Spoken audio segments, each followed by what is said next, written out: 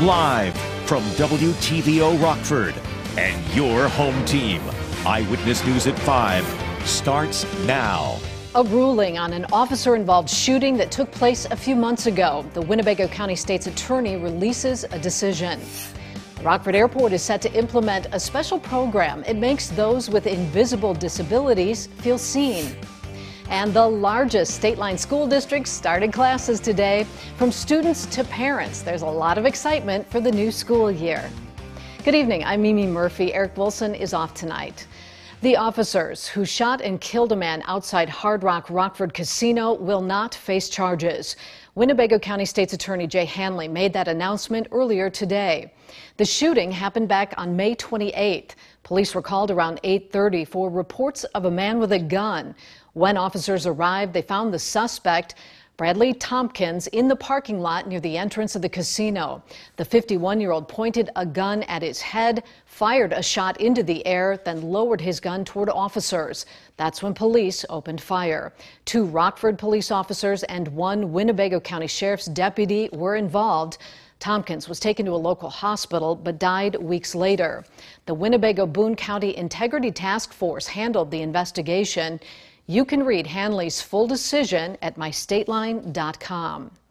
Downtown Rockford businesses say they're seeing a drop in foot traffic. It's gotten to the point where many have or are thinking of closing. Nikel Delgado talked to some business owners, and Nikel, what did they say? Mimi, we told you yesterday that the Midwest Rustic shut down. Taco Betty's have been closed for months, and there are other open storefronts. Now some businesses tell me they wonder who will be next to go. At the point where a lot of us are considering closing or, switching the circumstances of our business because of the fact that there's no foot traffic.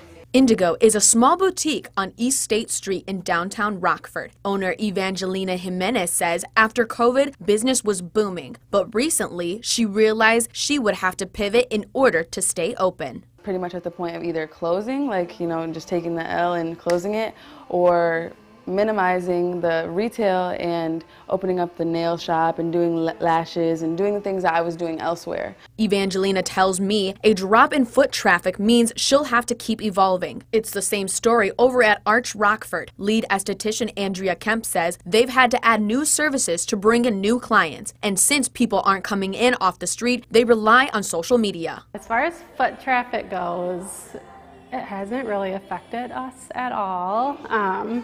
I think obviously it helps that we have our strong following and that we stay up to date on events just to keep things exciting.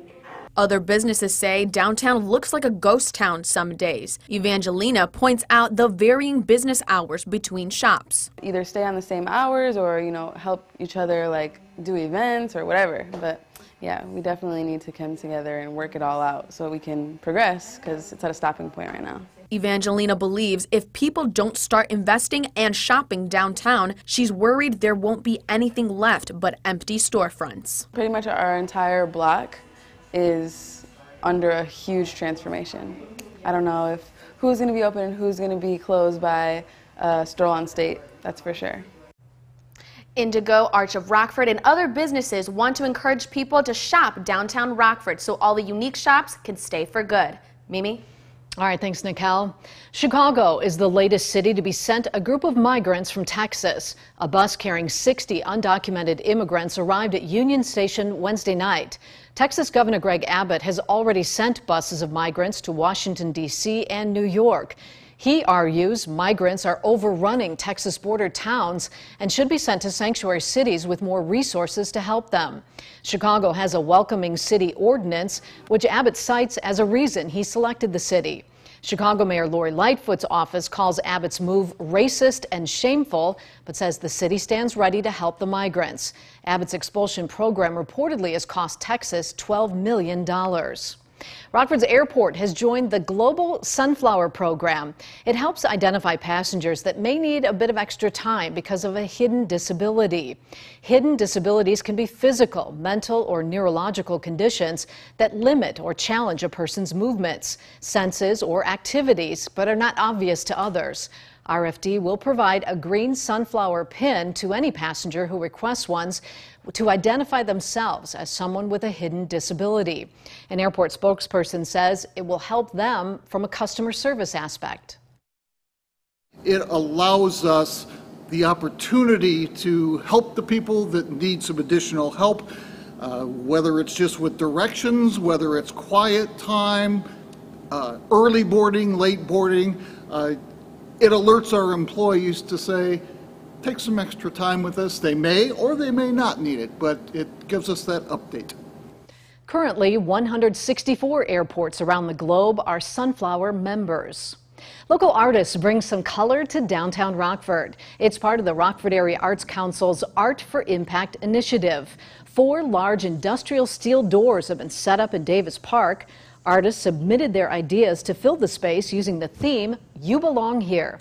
4 artists were picked. Organizers hope the installation will help bolster a sense of community pride in the city. Artists we spoke with think it's working. It just means that everyone's welcome here, and I think that art's a great way to bring people down, just because it shows that there's like color and life happening here.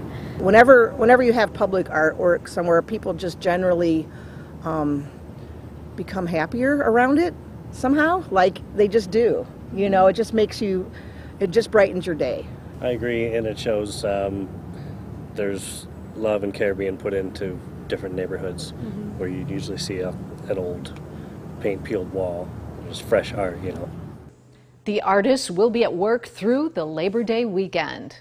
It was back to school day for the state line's largest school district. Our morning team visited Welsh Elementary School in Rockford this morning.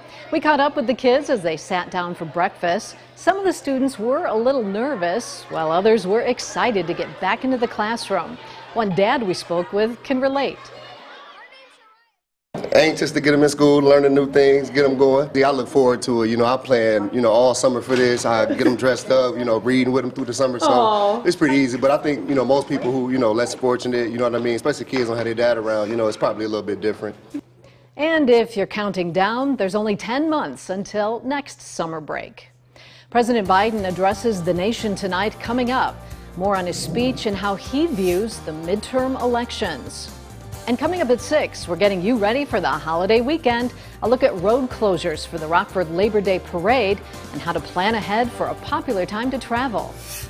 Temperatures were warm this afternoon, making it up to 85 degrees, so warming just above that average. And that trend, something that'll continue, that'll take us into the holiday weekend. More on that and a small chance for rain coming up in your most trusted forecast a little later. You're watching Eyewitness News, your home team with Eric Wilson, Mimi Murphy, Scott Leber, and Chief Meteorologist Candace King. President Biden's delivering a primetime speech addressing what the White House calls the direct threat to our democracy from MAGA Republicans. The speech coming just over 2 months from the crucial November midterms. He believes democracy is on the ballot. M. Wynn has the latest from Washington.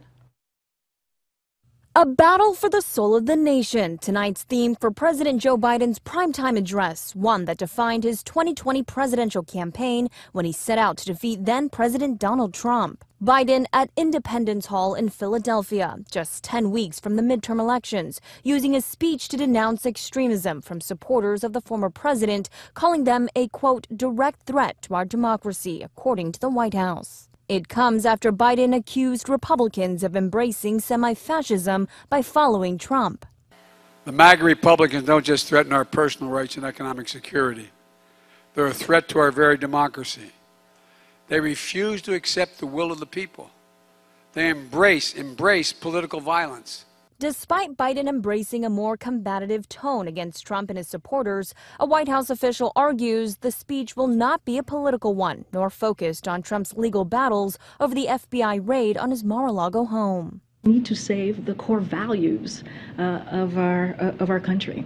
Earlier this week, the president focused on crime prevention and detailed his $37 billion Safer America plan. The proposal seeks to increase the number of police officers in the country, crack down on violent crime, and calls on Congress to expand background checks and ban assault weapons.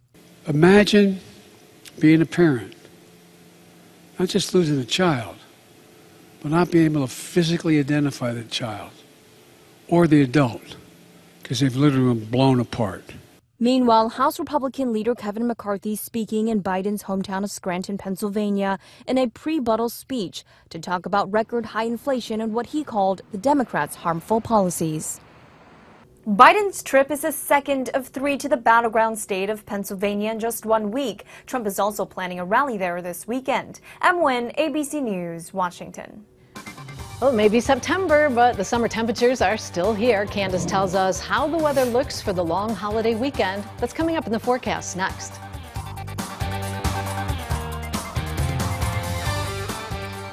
Now, your First Warn weather forecast from Chief Meteorologist Candace King. We have plenty of sunshine out there early on. Starting to see a little more cloud cover move in here late this afternoon and evening. We take a live look with our SkyTrack camera now out in Freeport at the Park Hills Golf Course. You'll see kind of that mix of sun and clouds here as we go through this evening. Cloud cover thickens up as we go through the night tonight. But it was warm, felt nice in the shade. You had a little bit of a breeze kicking up from the south. But our dew point numbers also coming up, pushing our temperatures and the heat index value just up a little here this afternoon. We're at 81 in Rockford, same thing in Freeport, 80 right now in Rochelle and DeKalb, and 82 our current temperature in Janesville. Our weather watcher Mike just north of Forston checking in late this afternoon with 80 degrees. No rainfall today, kind of a mix of sun and clouds out there in northern Ogle County. The cloud cover, the result of a weak system passing to our west. Starting to see some rain showers begin to work up now across parts of southwest Iowa, moving closer to Des Moines. All of that is going to stay to our west through much of the night tonight, but we do get that cloud cover from that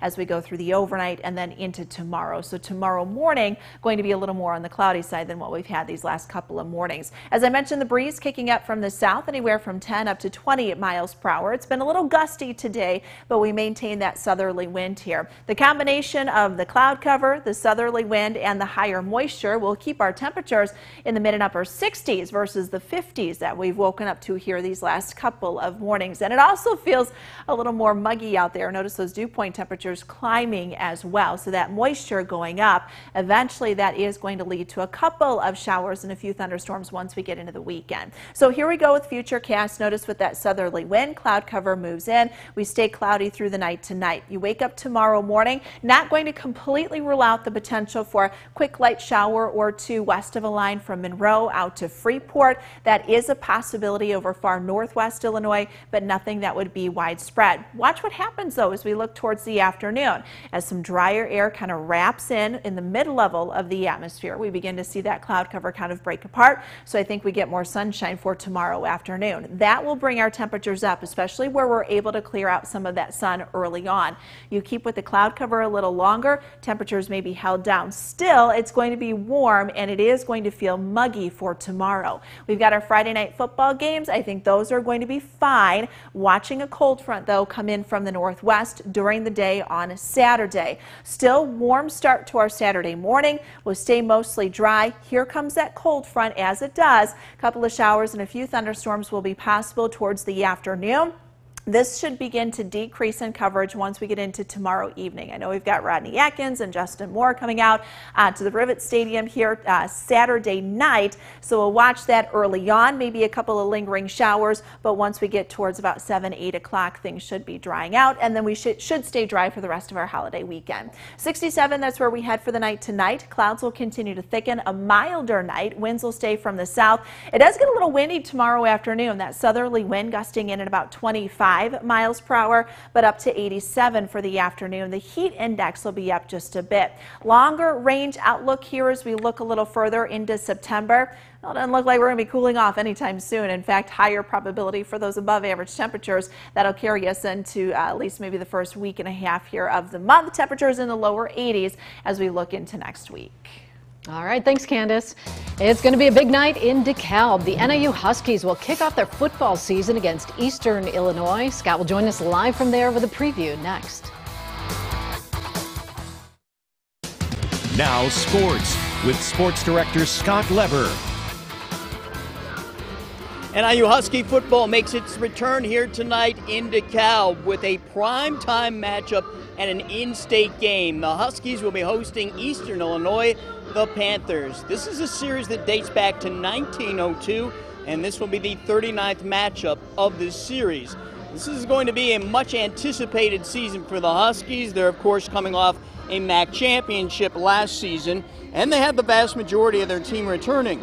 They have 22 starters back on offense, defense, and special teams combined. One of those starters is senior quarterback Rocky Lombardi. He was outstanding last year. The Huskies are extremely deep at running back, and the Huskies are expected to make big strides on the defensive side of the ball after giving up almost 34 points per game last year. They believe they're vastly improved there. And the guys have been working so hard going back to January when they hit the weight room, then through spring ball and summer camp, and they are ready to start seeing all that hard work pay off. It's time for us to play a game, and I think our kids are excited, our coaching staff is excited. We've had a tremendous training camp, great energy, great attention to detail, great effort, but it's nothing like playing in the game. And I think having an opening game Thursday night at home against Eastern Illinois, I think our kids are starting to feel that energy. When you sit there and you put in so much work and you're constantly in a physical battle with your teammates, you obviously want to go out there and hit somebody else. So it's like we put in so much effort and so much hard work that guys know that when we get on the field, it's going to show up, and that's just something you should be excited for. Eastern Illinois is coming off a poor one-win season last year. The Panthers were just 1-10, but they do have a new head coach in Chris Wilkerson who will try to get their program turned around.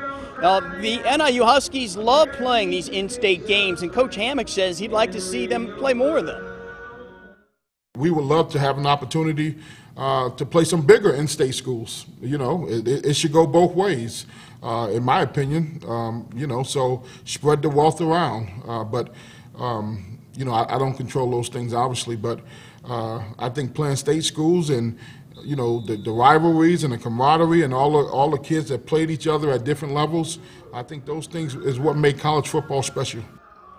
This game will kick off at 7 o'clock tonight. It'll be shown on ESPN+. One quick baseball note, the White Sox beat the Royals today 7-1. That's sports. We'll be right back.